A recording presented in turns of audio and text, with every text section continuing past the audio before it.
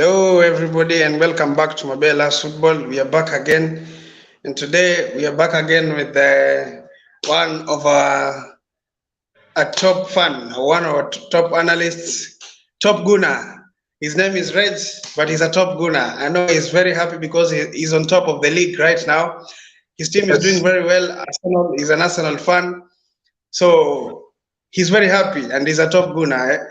Now it's a time we have to discuss about football. We've been away for a long time, but now we are back again. We want to be giving you the content back to back. We'll be doing the reviews. If something happens, we'll be talking about it. So we are back. Make sure that you subscribe if not subscribed to the channel. And if you see the content is going to be useful to you, you can also share with your friends, your family, those guys who love football, so they can also come here and give their opinion. So welcome back, Reg. Tell us what you think about. Tell us, you've been away for a long time. What have you been doing? Now we missed you so much in this channel. Actually, I've been away. I've been dealing with work. That's why I've been away for some time. But actually, today I've decided to join you guys, at least Yeah, so that we talk one or two things about football because it's really worth it. I know many things have happened. Actually, we've seen a yeah, lot of things happen. So I think yeah. let's give a little time and let's talk about the few things that have been happening so far. Yeah, exactly. And we already understand your team is doing very well. Arsenal, they've only lost one game in the Premier League. Unfortunately, they were eliminated from FA, even though they didn't play their strongest team. But again, we saw a couple of good results. I mean, a couple of good performances from the team, especially from the first half.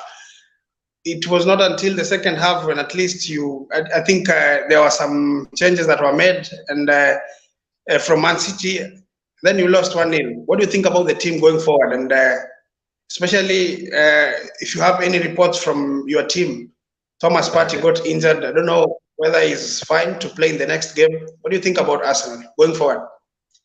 Actually, from the match against Man City, we lost. We took the loss, but what I can say is there were a lot of positives from that match because actually, from the style of play, from the way the boys played the match, actually they really played nice, and we only lost that match because as we saw, we played the second team. We never played our first team, but that should not be an excuse. It should not be an excuse because the boys really tried. They played their best game. They tried to win the game, and we saw that Thomas Partey got injured and Lokonga Yeah, came in.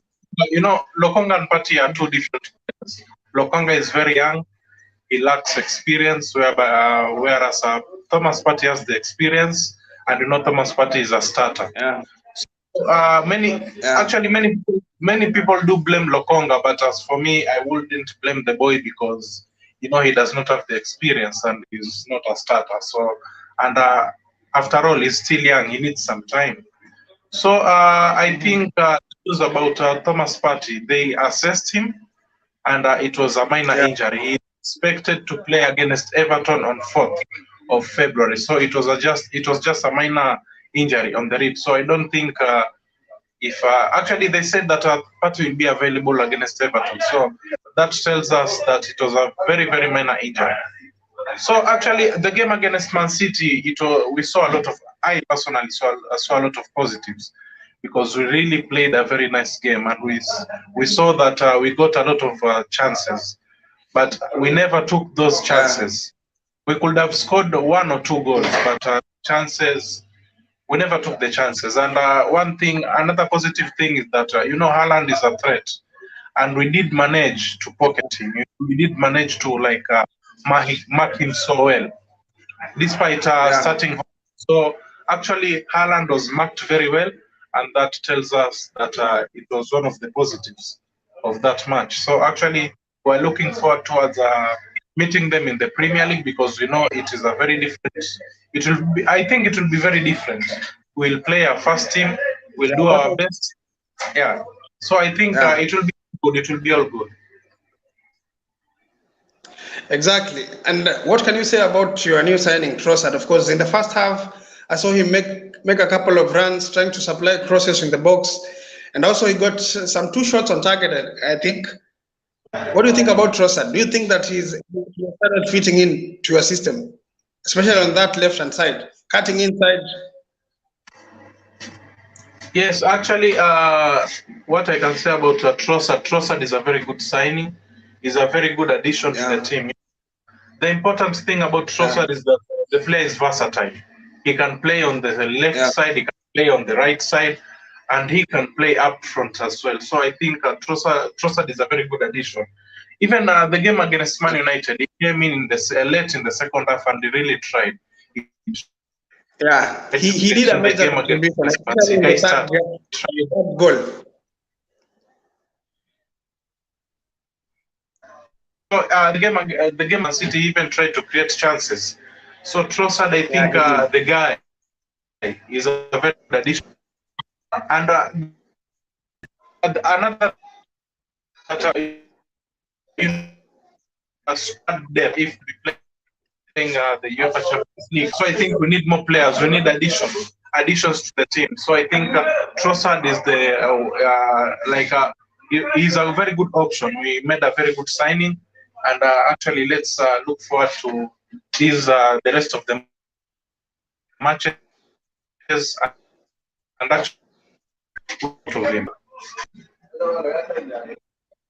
Okay, thank you so much. Now, what do you think about Nketiah now? Of course, Nketiah seems to have filled Gabriel Jesus' shoes very well. You've even forgotten about Gabriel Jesus. He's scoring goals, assisting the team.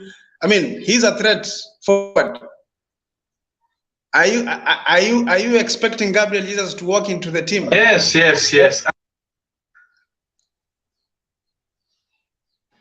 Yes, actually, I really expect him to walk into the team because, we've been knocked out of the World Cup. We are still in the Premier League and we are still playing in the Europa League. So I think it will be very nice. It will be very nice because Edin Nketiah is really trying. The boy is trying to prove himself since last season. So he has been playing very well. Actually, Edin Nketiah is trying all the best to cover up for Gabriel Jesus. He's trying to fill that gap. He's trying to fill that space. So I think he's really doing a great job because he's trying, He's really, really trying. Because actually, it makes no sense if Edin Nketiah plays and maybe he doesn't perform. People will start saying like Gabriel Jesus is better.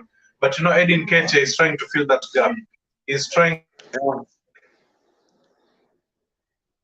to fill that space. So I think Edin Nketiah is to fight. That's all that matters. If he's trying his best, if he's trying to win us games, then I think that's all that matters.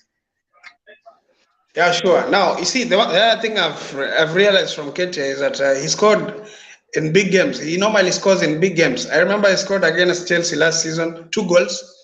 He scored against United this season, 2 goals. I don't know whether he scored against United last season. I don't remember, but I remember he scored against us 2 goals last season. He scored, but it was a penalty. Saka was given the penalty instead. So, yeah, he performed against United last season as well. Okay. Now, again, there's something that we have to talk about. Of course, you have a very good team. Your first 11 is a very good team. The way you play, it seems that there is a way the manager has integrated his methods, and the players are playing very well. Now, the problem is you don't have a backup. I mean, your team, apart from the first team, apart from the first 11 players, the other player that comes in, especially as you've said, Lokonga cannot sit in for Partey. Again, Fabio Vieira, I don't know whether you have confidence in him coming in for Odegaard.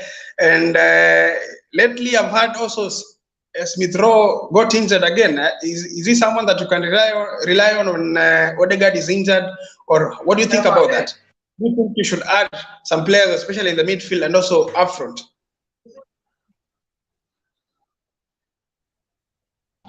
Actually, that's a yes. We have to add more players.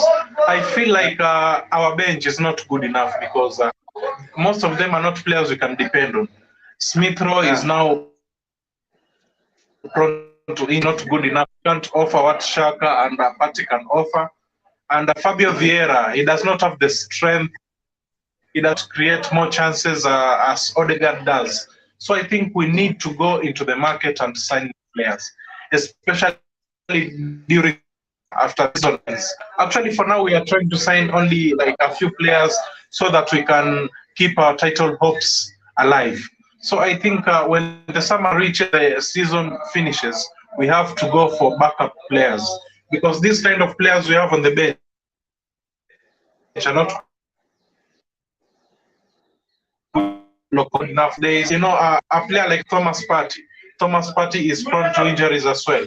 So I think we have to go for backup players. It will be very important. Yeah. Especially when maybe that goes, we still have to sign backup players. It is very important. We have to. That's a must. You have to sign backup players. And what are some of these players would you want to see in Arsenal? Of course, there have been so many talks of Tielemans from last season. We thought that he was going to join last summer, but unfortunately he didn't join. What do you think about Tielemans especially? Is he someone who can fit in your team? I feel like Tielemans was going to be a very good signing for us, but the team. Guys, back like I never left. I don't know. Yo. A player will be having, but as per now, we want to go for Moises Caicedo. I think Caicedo is a very good player. Caicedo can offer what Shaka can offer what Partey can offer. He can offer both what Partey and Shaka can offer. So I think we believe in Edu, Gaspar, and Arteta. Arteta is a manager who knows what kind of player he wants. Let's try give them time. And actually, I believe they will find backup players because backup players are very important because we lack squad depth. And without the squad depth, then I don't think we will perform next season because most of our players are prone to injuries. So actually, let's try and see. Maybe they will try go for Tielemans again. I'm not that sure, but let's wait and see. Wow, welcome, Kenan. Thanks. We are talking about Arsenal, and yesterday, of course, they were eliminated from an FA Cup. But again, from the look of things, they are not badly off. They just because sorry, they have massively improved. Exactly, they have massively improved. They just need to add a couple of signings so that they can be able to be a formidable team going forward. So, what do you think about them signing other players, especially they're looking at Caicedo? Do you think Caicedo is a good signing for them? I mean, what do you think? Because I don't know much about Caicedo. Of course, I've seen a couple of games, but going forward, I don't think he's good enough.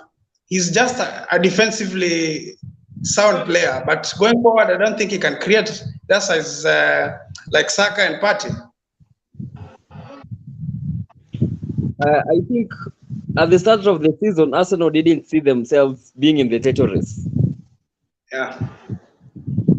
That's why for the first time, Arsenal are willing to spend on January to sign players.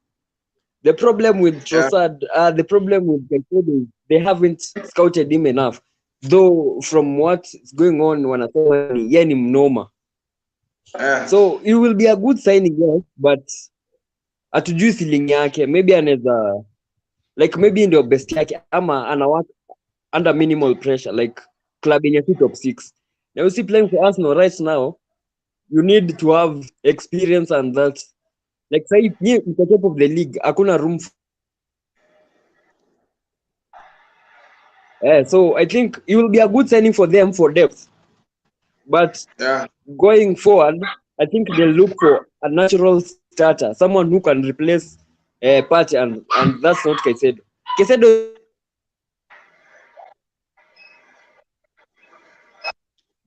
Okay, Jarvis, welcome to the stream.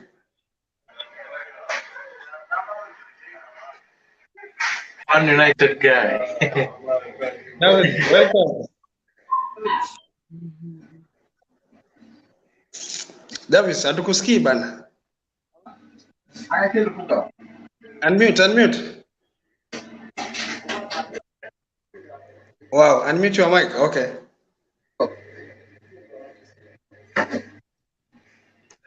Oh, now, of course, as you said, I think they should try and reinforce their team. Of course, they didn't see themselves winning the Premier League because walikuwa wanaona ni kama their main objective was to finish in the top 4. Right now, they found themselves with 50 points. That means if they perform as they performed in the first round of the league, that means they are going to get 100 points. Kama mtaweza kuperform venye mperform hii time ya kwanza, you're going to make a record getting 100 points. So I think vile Kenan amesema, you should look for players to reinforce because next season now you won't now going for only Premier League. You will be going for Champions League, probably the Premier League again, because you are not expected to only win the Premier League this season. Next season, tena mwende off. You're supposed to, because your manager has created a project yenye inaweza kuwa sustainable for some time. Those players are very young. To come from the back going forward, these players are very young. If they are going to integrate properly and start a project going forward, you are expected to compete just as Manchester City and Liverpool as they've been performing for the last 5 years. So I think the reinforcement is important at the moment. And as you've said, in the midfield and also forward, kuna striker mwingine mwenye anaweza wasaidia going forward. So Jarvis,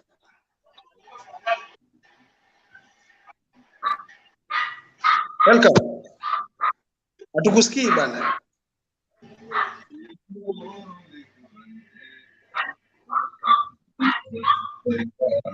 Oh, now let's talk about Man United now.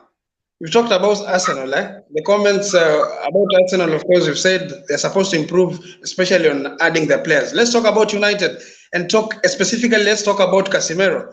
What do you think, Red, from your side, what do you think Casemiro has brought to United? Most of us, I included, we dismissed his transfer to Man United. We thought he was finished at Real Madrid, but he has proved most of us wrong. What do you think about him? But I think you applauded their signing. You said it was a good signing going to United. So can you continue telling us what you think about Casemiro going forward? Actually, I think it was a bargain.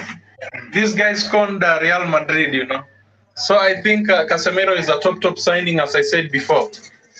Actually, the guy has brought something into the team. The guy has that fighting spirit.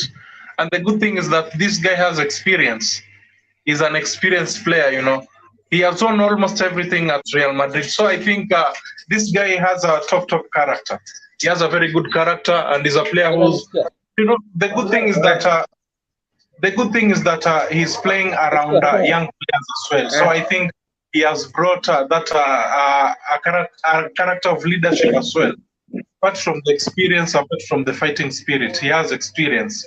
So I think these young players that are around Casemiro, I think they can learn from the guy. He's a very, very top player. We don't even have to discuss a lot. We saw him last night. He scored a brace, 2 wonderful goals. So I think Casemiro, no doubt, is a top player. He's a very, very top player. I think he was a bargain. I think Man United should add something. I think they should add that. But actually, I have no doubts on Casemiro. Casemiro is a top player. That's all I can say. So welcome, Jarvis. Let's test your mic. Are you getting us? Thank you. Yeah. Do you guys hear me? Yeah, we are getting you properly. Hebu tuambie kuhusu Casemiro. What do you think about Casemiro and his 2 goals yesterday? There's not much to say about Casemiro. I mean, ashajiprove mazee, like hakuanza hata season, but effect yake kwa team ishaonekana, impact yake ishaonekana. Like in the past few years tumekuwa tunatafuta a guy like Casemiro hapo kwa mid yetu. Tumekuwa na someone like Matic, but as you all know, Matic was old and very slow. Casemiro well ni mzee kiasi, but form yake like ako kwa one of his best forms yenye nishaona akicheza nayo. So there's not much to discuss about Casemiro. Like my only problem is mid yetu iko too shallow. Sijui tuko na watu kiasi sana. Like uliona for example jana Eriksen alitoka Old Trafford in crutches. So that means akona injury. So which means senior midfielders wenye mabaki ni Scott, Casemiro, Fred na Bruno. So like if something happens Casemiro pia afuate Eriksen, then we are done. Tutakuwa tumebaki na Bruno, Fred na McTominay. So hapo hivyo tukicheza 4-2-3-1 ile 2 itakuwa McFred kama kawaida. Na well season since Casemiro akuje Scott amekuwa poa, but after World Cup Scott amekuwa anacheza vibaya kabisa. So in case Casemiro saizi atoke, then we're in trouble. Like we need to sign like 2 or 3 other midfielders. Hata kama ni moja, but akwe quality itakuwa better. Juu like hatuwezi sema tuna depend saizi on someone like Maino ama Iqbal au bado tunaweza depend kwa Fred, yes, Bruno sawa. So Eriksen Blamenda itakuwa tricky kiasi. Well, Casemiro anaweza kucheza na Fred hapo hivyo, but hatuna meet kabisa. But kurudi kwa point yako, Casemiro is class, man. Casemiro is class. Okay. Kenan. Casemiro. At some time ulikuwa ukitafuta Casemiro, I don't know what happened. Uliamua aje sasa? Hiyo nilikuwa naingia na different gadget ndio inajitanga hivyo Casemiro. Okay. So they have said it all. Like sina cha kuadd. Pekee naweza sema ni when he was at Real Madrid, we didn't know this part offensive play yake. Juu Modric na Kroos ndio walikuwa wanafanya kazi. So sasa ndio tunaona more that other than being a destroyer, Casemiro can dictate the tempo, can pass, can score, can assist. Like he can do everything. So that's a win. So the only problem venye Remy amesema ni depth. Juu Donny van der Beek aliumia season yake kaisha, then Eriksen jana ameumia. So na transfer inafungwa Tuesday. So we have 2 days to make or break our season. Juu if we don't sign, nivo. Do you imagine we play versus Barcelona, then 3 days later we play Carabao Cup final. So we have to choose between the two. Bila leta kutumia sana. Either tuende na Europa League, tuende na Carabao, ama we rest players tucheze Carabao akiwa fresh. Na the more players wanaendelea kuumia, by then utapata hata Bruno asha burn out ama ashaumia. Okay, player anaweza kosa kuumia, but form yake deep during crucial time kama sahi. So mse kama Casemiro ama Bruno form zao zikidip, then we will suffer. So we need the board to act right, watafute at least 2 lone players. Kauyo Gravenberch wa mwenye alikuwa Ajax akaenda Bayern na some other guy. So we need reinforcements, especially in the midfield. Why can't you also enter in the race ya kuchukua Casemiro? Not Casemiro, Caicedo. We don't have the money, bro. Like sahi we don't have the money to buy players because kwa transition ya kusell. By March club itakuwa. So hakuna haja yenye our current owners wa invest on players wenye the incoming regime itakata. So the best option ni loan. Tukienda Ryan itakuwa poa because Ryan ako poa na since aingie Bayern amecheza minutes kiasi sana. Niliona story ya Marco Reus, but Marco Reus ya Pogba. So niliona story. Ongea. We need 2 more signings before the window closes. Yeah. Okay. Naona sahi, like if it were like say naona kuna sahi chance like something inside bin and show Chelsea might finish in top 6. Actually I'm at top 4. Juu Chilwell na James wanarudi.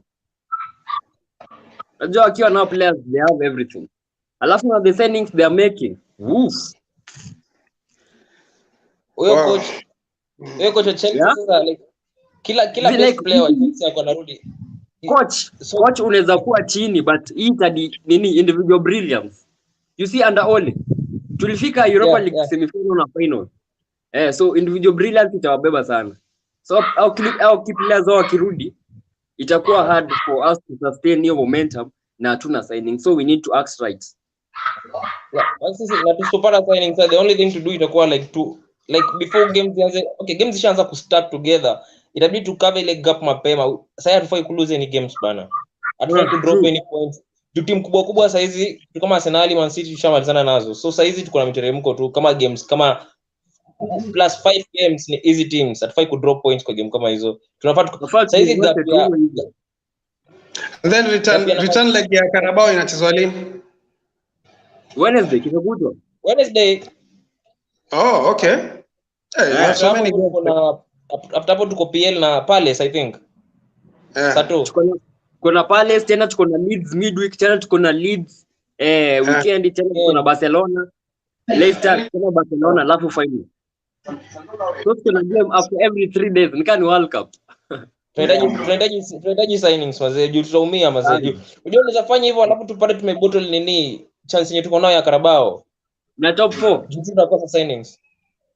Wow. Now,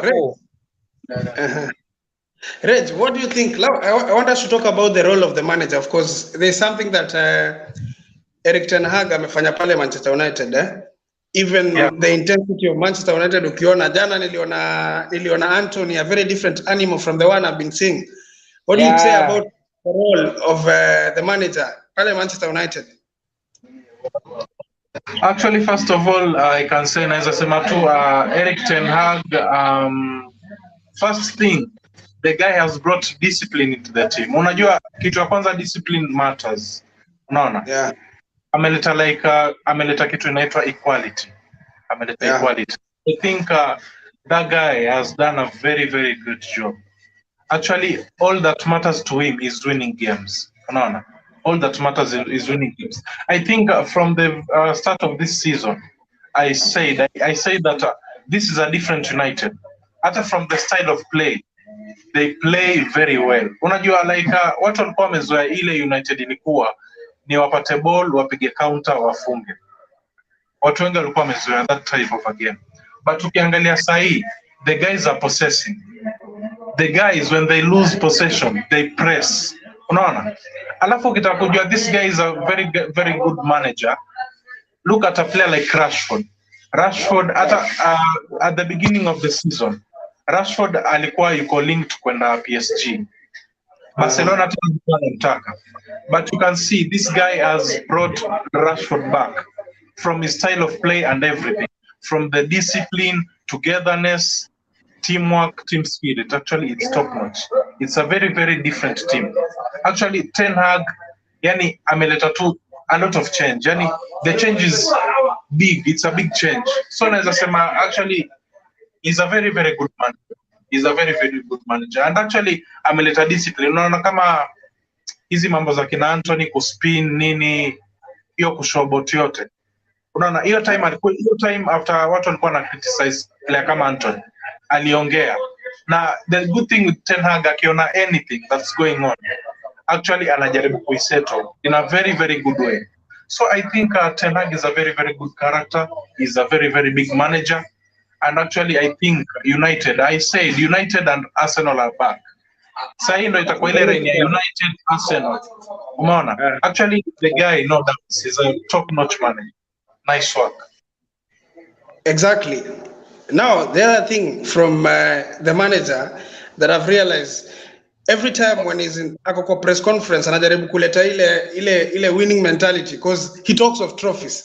Something that back then, I remember, I think it was only Jose who was talking about the trophies, in as much as walikuwa wakiwa na all good vibes and everything, everybody was happy. But now he talks of winning titles. Now ukiangalia, they are really going for titles, because now it's only one match wafike final ya Carabao, and I think a couple of matches, then they got to the final FA. So when you look at that, and the way he's been installing the mentality, trying to change things tactically, Wan-Bissaka, Casemiro, mimi nimekuwa kimwangalia Real because I'm a Real Madrid fan. Casemiro amekuwa kucheza boli yake fiti. This is the best Casemiro I've ever seen playing. Acheze hata akiwa Brazil, he's never played like this. Yes, so yes, I true. think manager tactically has sent a lot. Even yesterday ukiangalia the way alifanya change ya Fred kumleta Fred. So many things changed. The movement, the mobility pale midfield, everything was different. So we realize that the manager realize the kind of players that he has. Now, the only thing I would maybe tell Manchester United fans to support their manager and make sure that wale owners wapi watakuja wampatie what he needs, and he's going to bring back Manchester United where they were. It's a very scary team right now. it's not finished until it's the final whistle. And see ati ni ile story ya luck, like sijui ni bao imetokea from someone individual brilliance. You look at the team fighting until the very end, until the last minute. So when you look at that, at least you see that there's togetherness in the team, and you realize that a team, so many players are improving. And as you said, he always addresses the problem. When he sees a problem in a player, he always addresses it. So he talked lately about Anthony, and you've seen the last 2 games, Anthony has improved the way he plays. Yesterday alikuwa na move na ball vizuri, hakukuwa na so much problem from his side. And I think also Wan-Bissaka has really improved. I think Dalot atapata shida sana kurudi kwa Manchester United squad. So I think the manager, I've really learned so much about him. So Kenan, what do you think about him, especially tactically? Unaona nini ameimprove pale Man United? Vile tu tunaweza imagine Bissaka can invert. Bissaka who wasn't good on the ball can play as inverted fullback. Alafu we attack with numbers. Unajua under Ole tulikuwa tuna attack with 3 or 2. Sasa tu offensively tunacheza 3 to 5. So we attack with a lot of numbers. Alafu we can kama jana the yo boy ya Casemiro. What happened ni Erikson like tunaona wale wasio walikuwa wamepack walikuwa wanacheza back 5. So Erikson akachapa diagonal pass kwenda kwa Anthony. Alafu what happened ni Bissaka made a run that took 2 defenders ikachia Anthony space. So Anthony controlled the ball. Alafu our 3 attackers Rashford, Vegas na Bruno made runs. So after we make run, all defenders wengine wakawafuata. Nani akaona space Casemiro. So he took that space and Anthony made a good pass. So like the team is improving on the tactical side such that si lazima ukwe na influence on the ball. Hata off the ball you can have an influence. A person like Vegas yesterday was racing. Hawa sio walikuwa na make mistakes from the minute 1. Hadi Remy akasema we should sign him. That's a good signing. So tactically I think our team has improved, like nani Red said. So we are not one dimensional that kila mtu anatujua ni counter. So you can pass, we can control the tempo, we can like possession, can keep the ball, then we can attack from any side. Juu jambo tulikuwa tunajulikana tusini watu wa wing. Pass ball wing, let across ndani. So you can attack even from the nini katikati. So it has been an improvement. Na bado we are still growing. Na Anthony will get better juu other than bringing balance to the team, he controls the ball. Like yeye ni kama Jorginho wa wing. Yanaweza dictate vile mnacheza na is good to retain the ball. Alafu it takes off so many players who create space for overlapping wing kama Bissaka kama Dalot. So there kuna good positivities that could get from the so far games zenye tumecheza. Na kuna improvement from the first game na saa hii. Yeah, exactly. So, Jarvis, what do you think about the targets of this season? Of course, you're heading to the final of Carabao Cup. Again, you've progressed. I think progress FA. Sijui leo ndo tutatoka draw. Sijui ni leo ama ni kesho. We'll know your opponents in the next round. What are some of the targets of this season? As you said, there's a lot of improvement. Do you expect for the first time you win a trophy under Erik ten Hag? Yeah, actually target like okay, sijui what the club wants from Erik and the team, but ukiangalia fan base yetu kubwa, like a big part of a fan base walikuwa wanasema top 4, like top 4 ni lazima tumalize top 4, like hiyo ni target ya kwanza. Then another target wasa wengi sana walikuwa wanasema tufike kwa final, hata si kushinda cup ama tushinda trophy ama nini, tufike final. But so far vile team ime transform from the way we were playing last season to tuna play saizi, I think tuko na chance kubwa sana ya kushinda trophy maze after 6 or 7 years. Yes, tuko na chance ya kushinda trophy, but nilikuwa nimesema before, we still have a problem kubwa ni depth. Hiyo ni kitu cha West vibaya sana. Carabao tuko na like 2 weeks kufika finali tutacheza, maybe hapo tutakuwa team itakuwa bado iko sawa, but unajua vile time ina progress tukikaribia FA final, ligi ikienda kuisha, Europa League final huko hivyo. Watu sasa watakuwa exhausted sana. Alafu unajua Ten Hag yeye naye story na rotation yeye anataka kumaliza game kwanza mapema, like ataanzisha hiyo the strong team hata kama game ni ndogo. Amalize game mapema ndio atoe wase. Sasa hii story ya kuanzisha players kila game vile Kenzo amesema inaweza fanya player run out of form. Si hata player ameumia but ile form tu inaweza disappear out of nowhere. But on target, yeah, tunaweza hit targets zetu this season. Carabao niko very confident nayo, kama Newcastle, kama Southampton. Sasa unajua tuko finali sisi Carabao. Southampton na Newcastle bado siwezi sema juu ni 1-0 so far na kuna second leg. But ikuwe Newcastle, ikuwe Southampton, mimi bado niko na confidence Carabao tunaweza chukua. Alafu top 4 yeah tunaweza, but hatufai ku drop points kama ile game ya Newcastle mwanzo ilikuwa so unnecessary. Tulianzisha first team ile strong 11 but tukaenda ku drop points. Sasa shida yetu ni moja, chances zetu mingi kuja first half mingi sana, alafu watu tunazi waste through like, alafu tunakuja ku regret baadaye. So tukianza ku utilize hizi chances zetu za first half hizi like tunafunga game mapema, hizo tutakuwa na chance. Unajua ukipiga mtu 2 first half uko na chance kubwa sana, second half kuja kufunga bao nyingine moja utakuwa umemaliza msimu ngumu mkate. So kwa targets ya top 4 naona tukimaliza top 4 but bado mbali sana. Tunaweza maliza number 2, tunaweza maliza number 3, number 4 ama hata number 5. Unajua nyinyi sasa nyinyi mnakuja strong. Timu yenyewe iko na road. Angalia timu kama Fulham hakuna mtu ana notice but Fulham wako wanapanda polepole. Alafu tena mnaona wameanza kurudi form polepole pia, like tunarudi kwa the second half of the season. Si quarter ama nini ama the last 10 games, ni second half. More than 50 points to fight for. Premier League bado tuko na chance. We need to sign in the next coming days ama players wetu kwa fit kabisa. Carabao niko na confidence. So target zangu ni 2. Tukichukua Carabao tumalize top 4 ni sawa. Juu tukimaliza top 4 hiyo ni Champions League next season.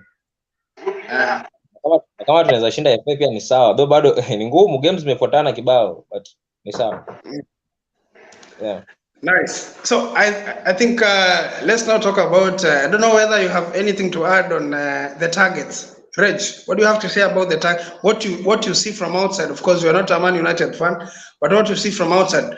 Do you see them winning any trophy this season and maybe not top 4? Kama wataweza toboa top 4. What do you think? Yes, actually, about the targets, naweza sema Man United will win the Carabao Cup. That's obvious to me. That's obvious. Now, the FA Cup bado kidogo iko ni changa kiasi. So, yeah, bado ni mbali. So we hatujui whom they'll meet. They'll meet hatujui. So they might meet tough teams ahead. So I think the Carabao Cup, that's obvious. Now, the trophy, I think they will win. And about them finishing in the top 4, I think for now, let's give it like a 60% because pia unajua bado hii Premier League bado iko halfway. And pia, the thing is United sometimes you expect them to win and they drop points. Kitu namaliza United sana ni draw. Wanna draw like unnecessary. So we wouldn't hatuwezi jua if they will finish in the top 4, but according to me I give it like a 60%. I hope they finish in the top 4 even though it's tough. Kama wamesema kama vile tunaona Chelsea are coming because tunaweza dharau these new signings. Tunaweza sema Todd is signing like unnecessary players, doing unnecessary signings, but the thing is signings do matter. So I At think least they change the environment a bit, bring the competitiveness in the team. Exactly. So I think Chelsea are coming because after all we are halfway. We have a team like Fulham. We have the Newcastle team. They are top in the table. So I think we still have a long way to go. So United finish in the top 4. Let's give it 60-40%. So I think they'll win a trophy. They'll win the Carabao. But for the FA, we are not that sure. Okay, let's now talk about Chelsea as we finish. What do you think about Chelsea? They've made so many signings, and of course, there is only one area they've not addressed: the midfield. Of course, we have some midfielders in the team, but most of them, especially the most that we can depend on, the likes of Jorginho, the likes of let me talk of Kovacic and Kante. Those are the midfielders that, if they are fit, sometimes we rely so much on them. they are injury prone, especially Kante. So our midfielders, we've not addressed that. We are still going hii window inafungwa, but we still have the same midfielders we had. Because ukiangalia mtu kama when you look at mtu kama nani, when you look at Gallagher, he's not someone that you can so much depend on, because he's good again. Sometimes he's stuck in, the energy is there. Unaweza sema the energy is there, but progressing the ball is very poor. He sometimes akona ile energy ya kurun, stacking inside and maybe kujiangusha here and there, maybe mnaweza pata free kick, but it's not someone that you can depend so much, especially going forward. So Kovacic is a good person, but sometimes he gets injured. It's not someone that you can rely so much, maybe for the whole season.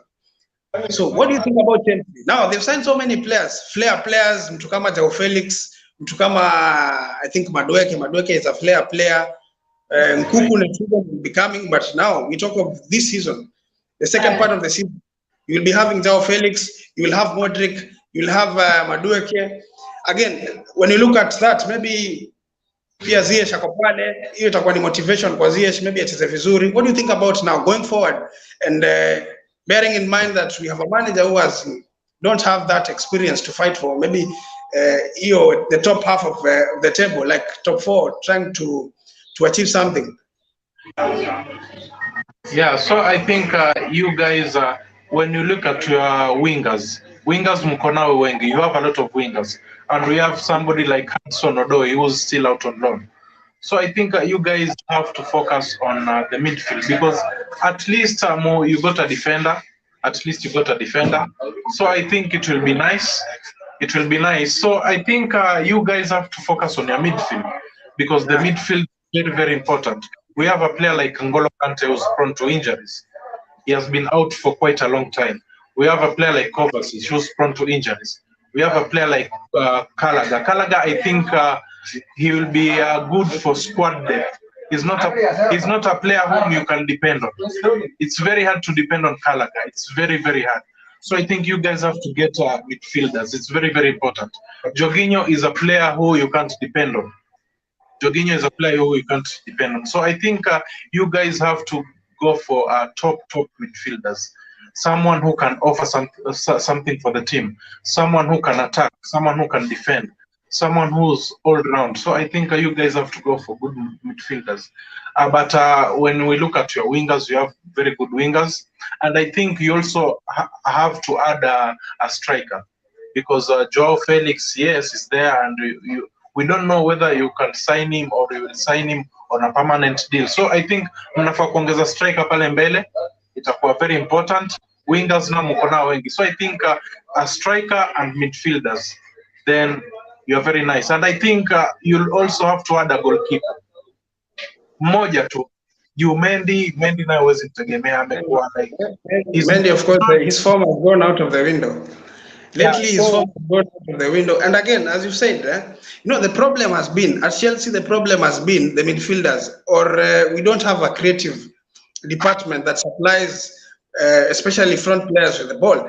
Because I remember, as sometimes back, we were looking at the statistic na Jarvis. Tulikuwa tunaangalia tunaona Aubameyang at Barcelona alikuwa anaperform vizuri sana because he was getting the supply. At Chelsea, most of the time he gets isolated. You see? And Lukaku, when he came to Chelsea, most of the time he was being isolated. So it is not a problem. Like, we don't have really so much problem, especially kwa striking department. Mtu kama Aubameyang can do the business. We already have Kai Havertz. Havertz na a bit 50-50 because sometimes he misses a lot of chances, even though he gets a lot of chances. So I think wale strikers tuko now at the moment, if we try and give them maybe a good supply, maybe wanaweza pata goals za kutusaidia move forward. Because the problem has been the supply of our strikers. I believe Lukaku would have failed at Chelsea kama angepata supply. What do you think, Jarvis? Okay, like you guys have players, mlikuwa na quality players like kina Jorginho. Jorginho was once a very quality player, but saizi kuna ile game niliwatch na wewe unakumbuka, the last game we watched together, game at Chelsea na Liverpool, against Liverpool. Jorginho alikuwa so poor, alikuwa na make so much backward passes instead of kutana na ball kupeleka ball mbele.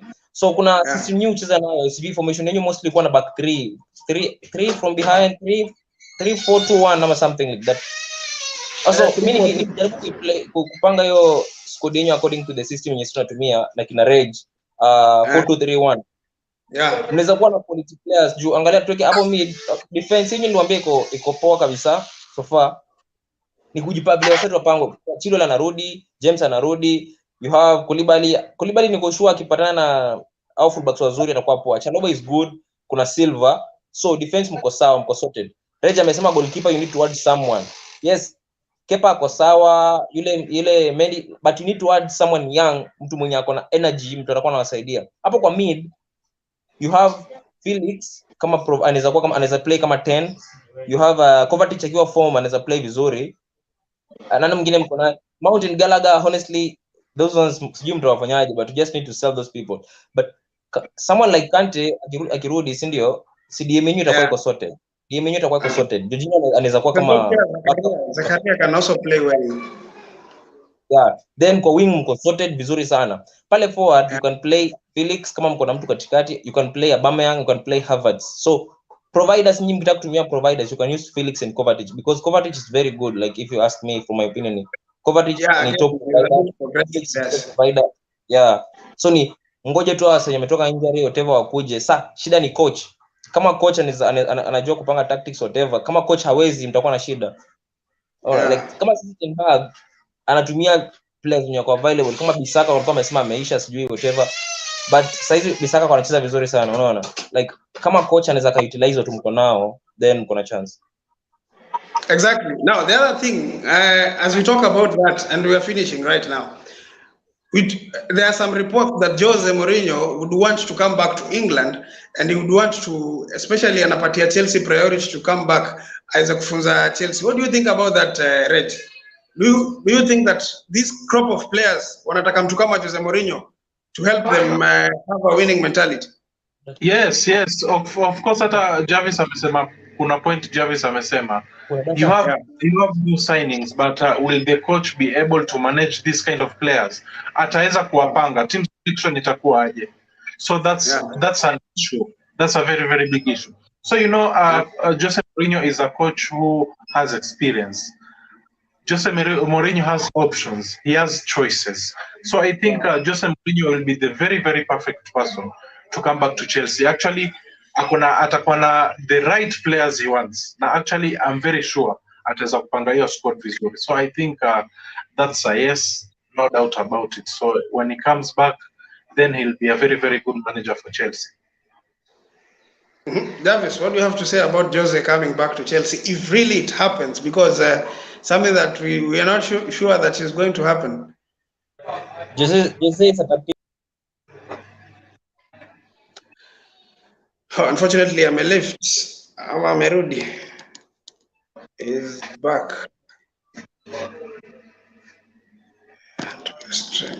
Yes, you are saying something, eh? Yeah. Nilikuwa na switch kwenda kwa wifi.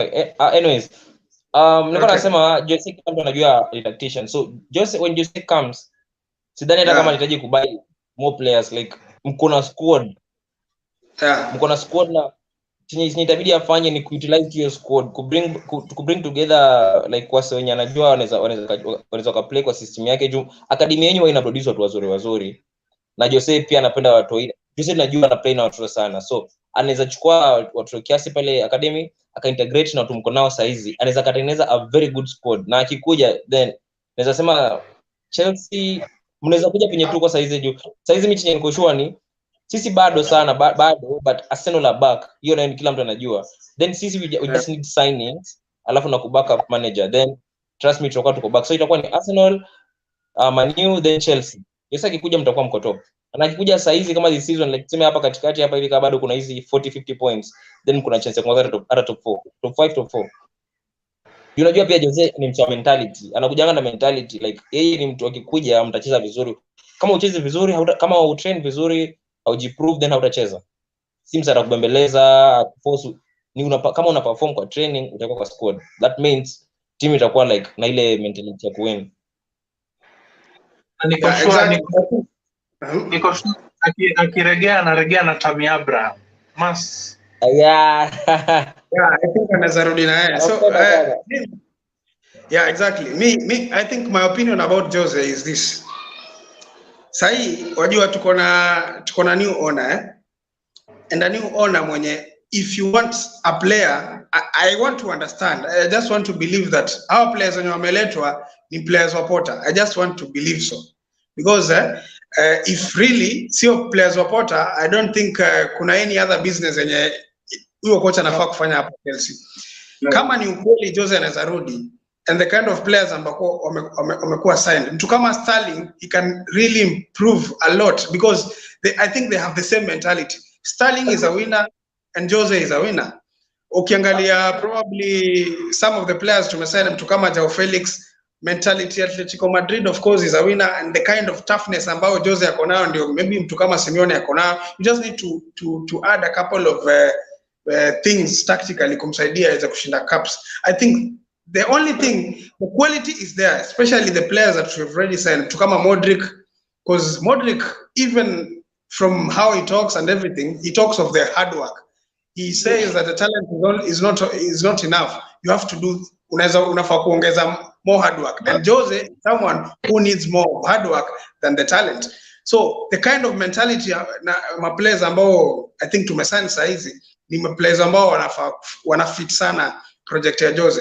And Jose, you know, akikam, it's all about winning. It's all about winning. There's no time for maybe trying things. Yeah, anakuja directly kina Koulibaly pale nyuma, kina Silva, players ambao wamejiestablish. Because I remember when Jose came back in 2014, we had Benitez before. And most of the people were saying that John Terry ameisha. When he came, Jose came back, ali make John Terry one of the best defenders in the Premier League. And look at that.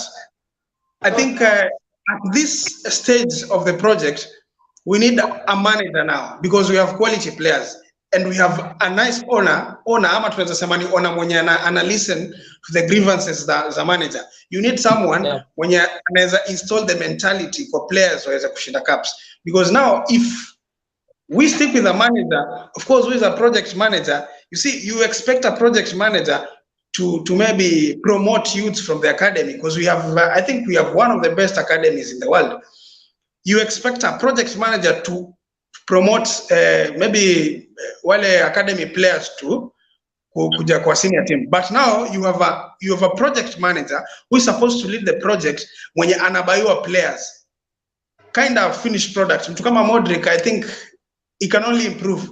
And maybe ukiangalia mtu kama Modric, ni mtu ability yake kwenye yako sahi is even good enough than other finished product that we have in the Premier League.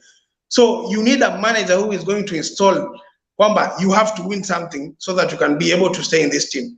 So I think Jose, at this point in time, he can be a good manager, but from next season, but not now, because we also need to give Potter time. Even though I don't rate him highly, but it's now becoming like hatuwezi pata coach mwingine saizi, hawezi pata coach mwingine saizi, because players wenye wamenunuliwa, I just want to see what he'll do with the players. And also, I just want to see the players that are going to come back from the injuries, you know, what is going to change. But I have not seen a single reason as to why I should believe that Potter is going to succeed at Chelsea. Because even the players that we have at the moment, I have not seen a single player that he has improved. So I just want to say, those players who are going to come back, we know their qualities. Tunajua mtu kama Reece James anaweza fanya. Tunajua mtu kama Kante what he can do. Tunajua the likes of Felix, from maybe when he come back from suspension, what he can do. I just want to believe that he will make them play now as a kushinda something. I mean, they start winning games, because for us, the most important thing now is to win games. We just need 3 points each and every game. Each and every game, we should get the 3 points. So, Jose, probably he need a pre-season, sort out players, because we have so many deadwoods. You can imagine, mtu kama Batshuayi is still our player. Mtu kama Bakayoko is still our player. Mtu kama, I think, who else? Odo is still our player. So many players that don't need to be in this club. They should leave. They should have a proper manager mwenye anasema, I don't need these deadwoods. Like Ten Hag did with the likes of Jay Lingard and Pogba and the others. We need a manager mwenye akona balls za kufukuza watu wenye wanafeel wako na ego. Mtu kama Mason Mount, if he doesn't perform well, we should have a conversation. He should leave. Yes, he should get atafute club ingine yenye anafaa kwenda, because you cannot expect kwamba, yes, you've been promoted. They say that you are the face of the club. Yeah, anajiita ni Mr. Chelsea. The face, unataka kuniambia Reece James is less face of Chelsea than mtu kama Mason Mount? Because ukiangalia mtu kama Reece James kila mtu anamtambua. Yes, every player mwenye anakam Chelsea sahi anaongea kuhusu Reece James. Nobody talks of Mason Mount because he has stagnated. Kwenye alianzia na sahi kwenye yako, sahi hata ni kuregress na regress. So I think such players when you feel like there's player power, because it seems that there are some players at Chelsea when hawezi kuwa dropped. Mtu kama Reece James, he can't be dropped. No, mtu kama Mason Mount, he can't be dropped. Every game ana drop thinkers, but he can't be dropped. We need a manager who has the balls to drop such kind of players so that we can progress well. We need a very good manager mwenye akona mentality ya ku drop such kind of players. So I think that is that if Jose comes, I'd rather see him next season. This season, sitaki kuja mix na probably the bad start of the season and bad vibes. The mentality is not good. From next season, if you get a chance to get in, to give him a chance to come in, I think it's going to be right decision to do.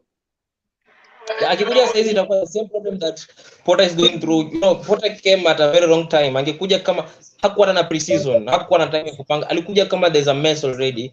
They just tried Tuchel na kaingia kama timu zingine zimeanza kushika. Arsenal ilikuwa inashika, Man ilikuwa inashika. So kuna hiyo pressure ilikuwa inamuingia. Then kuna ile pressure yenye imetoka Brighton, anafaa kukuja kufulfill huko hivi. Anafaa kuwa like anafaa kuendelea hiyo streak yake ya kuwin huko Chelsea. Na Chelsea at that time players walikuwa dead kama Mason Mount. Alafu the other problem with this guy akona ile stuff ya kufeva sana. Kama Ole alikuwa he doesn't care. Yeye hata ukidrop stinkers as long as there was a time club wasa alikuwa anakusifia, especially the media. Wanakuchezesha tu over and over again. Unavile Mason Mount anachezeshwa. Gallagher and Mason Mount wanaanza kila game. Hapa kwanza kuna wasa wengi sana wanafanya chances. Kama unajua unacheza vibaya, si lazima muanzishe next game. Jaribu watu wengine. Ukimwanzisha baada drop stinkers, try someone else. Unaweza kujaribu mtu mwingine, then all of a sudden mtu mwingine anacheza vizuri.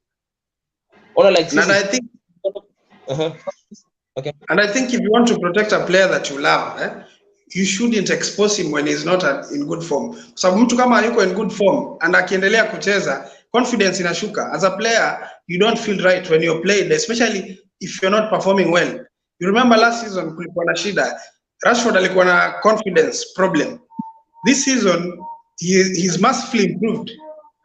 Because ukiendelea kuchezesha player mwenye acheze vizuri, ataonekana form yake itaendelea hivyo, and you see the confidence will go down.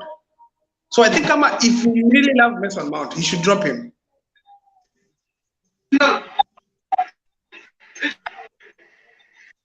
Yeah. Mount hafai kuanza bazana. The problem is nyinyi sasa hizi mna face injuries kibao sana, like mkitaka mkidrop Mount mtazisha nani? Kovacic hapo injury. I hope your injury yake si kubwa, it's light. Unajua kuna boy tulisema kutoka Aston Villa anaitwa Chukwuemeka. Chukwuemeka is better than Mount. Like right now Chukwuemeka does better than Mount. Yeah, I've seen nimeona wakiweka kama sub. Yeah. Wakimweka kama sub na kila time akija alikuwa na impact. Mount akona poor decision making, akona very poor decision making sana. Like we remember that game against Liverpool uko side on the right side. Wakati alipatiwa ball. Ana haizi fikiria hata kupass ball, he was just walking with the ball, akakuja kanyang'anya ball, then he doesn't chase. Same with Gallagher alikuwa anachukua ball imeenda. You need hapo unahitaji mtu mwenye ako na psycho. You see like the way sisi tuko na Bruno. I know you don't like Bruno, but sisi Bruno anatusaidia cover hiyo space hapo katikati sana. Na sisi mtu kama Bruno akiumia, then we are in trouble. Hatuna mtu mwingine atachezesha hapo. Eriksen cannot defend. Eriksen defensive stats zake ziko very poor. Like unahitaji someone aggressive, someone like Kovacic hapo katikati. Na kama si aggressive,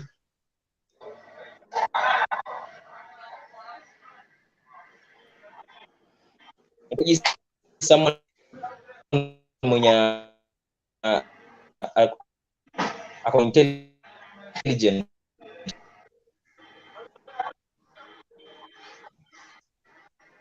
Wow. Now, I think sasa tunafaa tumalize. Maybe I ask, unajua leo tuko na derby. I don't know whether you guys know. In Kenya we have a derby, FC Leopard versus Gor Mahia. Which team do you support, and what do you think about the derby today, Reg? Man, it will be a very tough one. Me personally, I'm a fan of Tusker. I'm a Tusker fan, so let the best team win. Let the best team win. Mm-hmm. Yeah, but it will be a tough one. I expect it to be a very tough match. Yeah. And actually, I'd say Gor Mahia will win today. For me, it's Okay. Gor Mahia. Yes. Uh-huh. What do you think? What do you think, Jarvis? I know you are a Sofapaka fan, but by the virtue that you come from that side, you see Leopard has something. Yeah. You have a soft spot Well, for. obviously, yeah, mimi ni fan wa Sofapaka from way before, but hii ni dabi kubwa. Mimi natoka the other side, umesema, so leo nitakuwa behind Ngwe. Unajua, like I haven't really followed like easy progress hizi team mbili, like hata si team mbili, the whole league since Irudi sijai follow progress, but obviously nitakuwa behind shemeji the Ingwe. The Ingwes.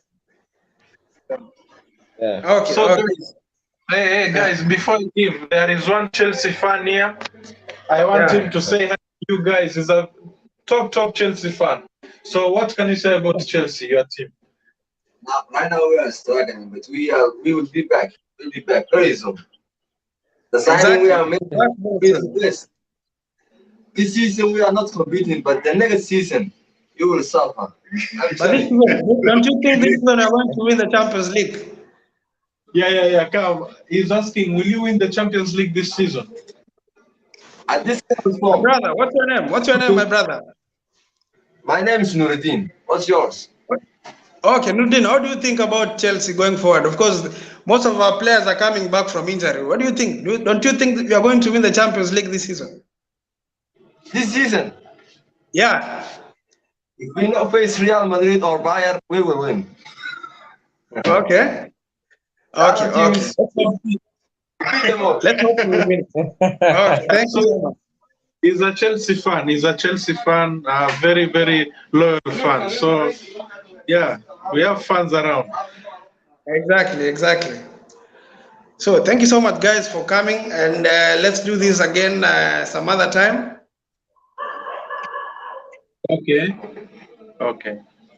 Okay, let's meet again. Thank you so much, guys, for watching. And if you're here for the first time, if you're not subscribed to the channel, please consider subscribing to the channel so that each and every time we have a conversation here, you'll be the first one to know. And I can see guys watching. You can comment and tell us what you think about the games that we've discussed. Today we have Liverpool against Brighton. Maybe we can get the prediction as we finish. What do you think about Liverpool and Brighton? A very big match today. Actually, I expect Brighton to score 2 goals today. It's Brighton over 1.5 only, but I don't know who will win. But actually, I expect this game to be a draw today. I expect to draw. Yeah. What do you think, Jarvis? If I talk about form, I'm going to predict using the current form. So it's obviously Brighton, because Liverpool now, I don't really understand how they're playing. They don't have tactics. I don't know. They're just playing just to finish the game. They don't have the mentality anymore. The winning mentality is gone. They don't have the team spirit. And right now, Brighton are flying. Now Brighton says wakipatana na timu kubwa wanawatandika. So for me, it's Brighton. 2-1, 3-1. Wako na kijana hapo anaitwa Mitoma. Mitoma is a very ni mkali sana. Alisumbua Arsenal, amesumbua Liverpool. Amechukua nafasi ya Trossard, Yes. Okay. Yeah. Okay, thank you so much, guys. Let's meet again some other time. Thank you for coming. Okay. Yes.